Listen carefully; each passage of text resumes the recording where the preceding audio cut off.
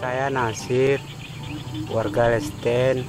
Sehari-hari kami dulu mencari nafkah, pergi ke hutan, cari burung, cari ikan ke sungai untuk menghidupi anak sama istri.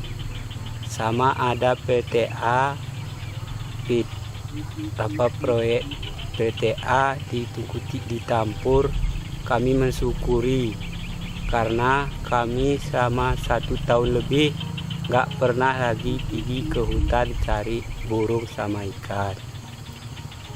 Warga Lesten sangat mensyukuri karena dulu nggak pernah naik kendaraan, sekarang sudah ada kendaraannya masing-masing atas tolongan PTA. Masyarakat dulu cari nafkah sehari-hari, cari burung, cari kayu garu, cari ikan.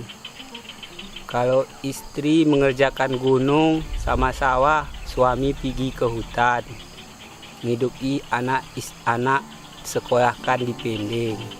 Kami dulu jalan ke Pending, bawa belanja, pulang ke Lesten. Pergi pagi sampai sore ke Pending. Pergi pagi dari Pending, sore sampai ke Lesten. Sangat menderita dulu kami. Tapi sekarang alhamdulillah orang Lesten sangat mensyukuri ada banyak perubahan di kampung Lesten ini. Perubahannya karena ada PTA ditampur. Kami sangat mensyukuri karena nggak payah kami mencari nafkah. Kami bisa membuat sampan, kami sewakan sama orang untuk hidupi anak dan istri kami.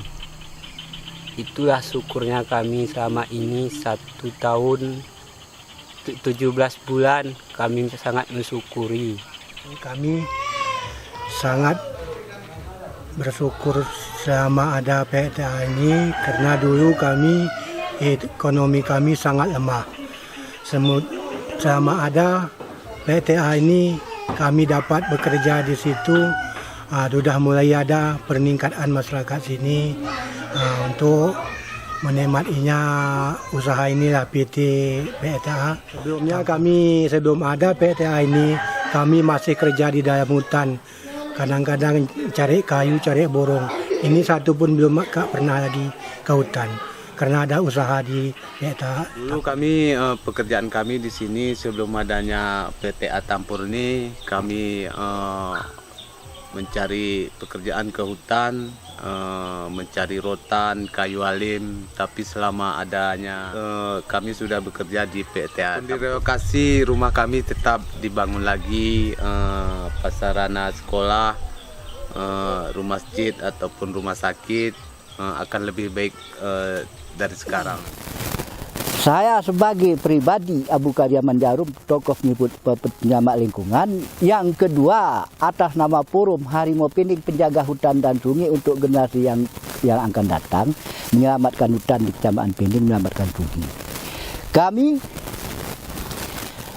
sejauh mana PLTA itu? PLTA Tampur itu kalau umpama lebih banyak manfaatnya, ya lanjut. Kalau umpama lebih banyak ruginya, nggak mungkin pemerintah Aceh membiarkan. Karena pemerintah Aceh orangnya kan sudah pandai, pemerintah Aceh. Ilmunya tinggi-tinggi. Mana mungkin dia kasih, mana mungkin dia mengeluarkan izin ini kalau. Tapi kalau umpama ini menguntungkan masyarakat, banyak manfaatnya daripada kerugian, nggak mungkin pemerintah Aceh pun tidak mengeluarkan izin. Setahu saya, menurut pikiran Nasi, kalau seandainya PLTA jadi, 1 hari 1 malam berapa minyak Aceh ini habis, berapa drop minyak untuk Aceh, untuk listrik. Berapa drop kira-kira 1 hari 1 malam, berapa drop minyak Aceh habis. Kalau seandainya ini terjadi, jenamu itu kan dengan diputar dengan air. Jadi hilanglah minyak berpuluh-puluh ton 1 hari. Inilah pendapatan masyarakat Aceh. Kalau air kering, kayak mana mau putar jenamu? Apa mau diputar kalau air nggak ada? Jadi ini menurut keyakinan saya, PT Tampur itu umpama Dia nggak mungkin ngeringkan air, dia harus menjaga kelestarian air. Yang gundul-gundul itu pasti ditanam kembali.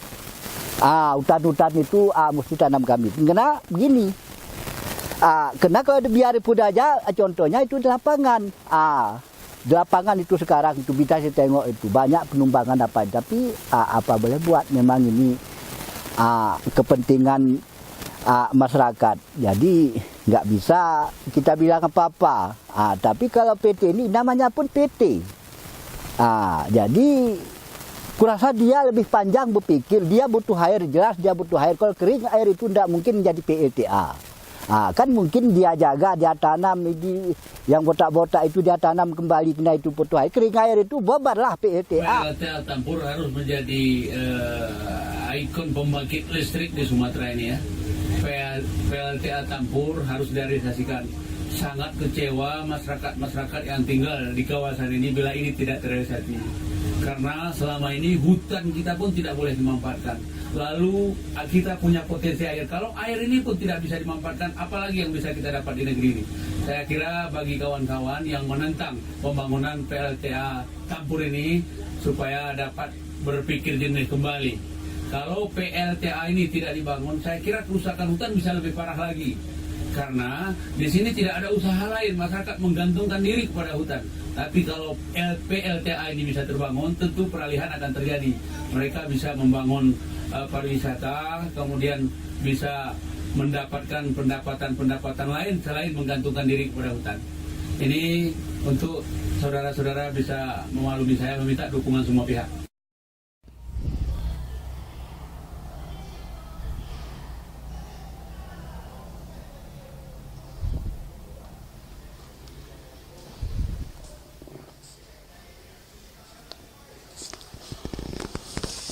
Berkaitan dengan PLTA Tampur, kalau akhir-akhir ini kita mendengar banyak sekali silang pendapat tentang PLTA Tampur ini.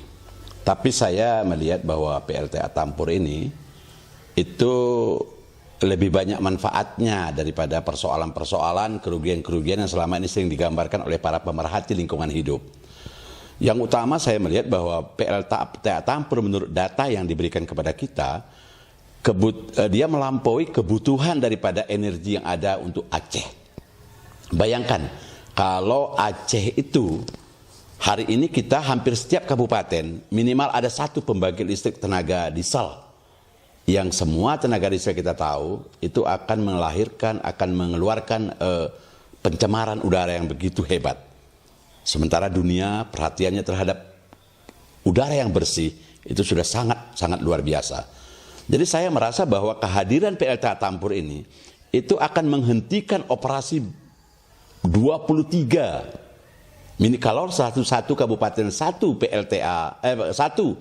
pembangkit listrik tenaga diesel, maka kita akan menghentikan 23 pembangkit listrik tenaga diesel yang telah ambil bagian dalam pencemaran udara. Bayangkan bagaimana negeri ini akan punya satu pembangkit listrik tanpa residu, tanpa karbon yang mencemari udara. Saya yakin bahwa Aceh ke depan akan menjadi satu provinsi yang udaranya terbersih barangkali di Indonesia ini. Karena kita tahu industri lain juga tidak terlalu banyak. Itu yang pertama. Yang kedua, bahwa tenaga diesel sebenarnya di negara lain sudah dihentikan. Karena ada 3 faktor penting itu. Yang pertama pencemarannya yang tinggi, yang ketiga dia akan habis. Karena diesel itu kan salah satu energi yang berasal dari fosil. Stoknya di dunia terbatas. Sementara air sebagai sumber pembangkit listrik yang ada di PLTA Tampur itu kan terbarukan. Tidak akan pernah habis selama kita mampu menjaga hutannya. Jadi akan terus berkelanjutan. Jadi dari segi penyediaan energi, saya merasa bahwa PLTA Tampur itu harus merupakan satu keputusan yang harus kita laksanakan. Kalau perlu lebih cepat untuk menutupi kebutuhan energi. Yang kedua, bahwa kebutuhan energi dengan pesatnya pembangunan, semakin meningkatnya jumlah penduduk, itu kebutuhan energi akan sejalan dengan peningkatan penduduk itu sendiri, akan sejalan dengan pembangunan usaha masyarakat. Hari ini tidak ada lagi rumah yang tidak pakai kulkas. Hari ini sudah tidak ada lagi rumah yang tidak pakai televisi. Sebentar lagi semuanya energi, HP dengan energi, kemudian home industri, itu semuanya menggunakan energi. Kita lihat tukang-tukang las sekarang sudah tidak pakai mesin lagi, semua pakai dinamo. Itu semuanya adalah membutuhkan energi.